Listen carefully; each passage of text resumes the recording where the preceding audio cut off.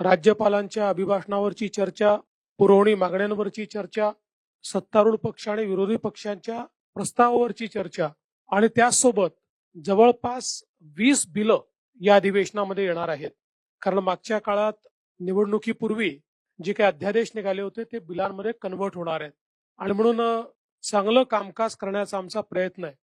विरोधी पक्षाने एक पत्र दिलं, मागच्याच अधिवेशनातलं पत्र फक्त एक ईव्हीएमचा पॅरेग्राफ ऍड करून त्यांनी दिलं आणि म्हणून आपण मगाशी बघितलं असेल की बोलताना ते हिवाळी अधिवेशनाला पावसाळी अधिवेशन म्हणाले, कारण पत्र ते जुनच होतं.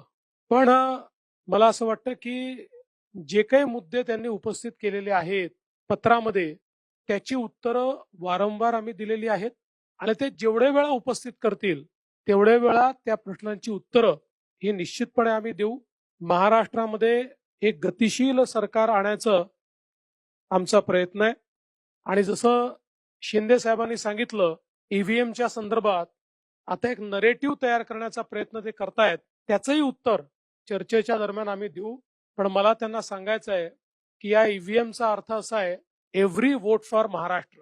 महाराष्ट्रातल्या प्रत्येक व्यक्तीने महाराष्ट्राकरता मतदान केलेलं आहे आणि म्हणून आमचं सरकार हे ईव्हीएमचं सरकार आहे.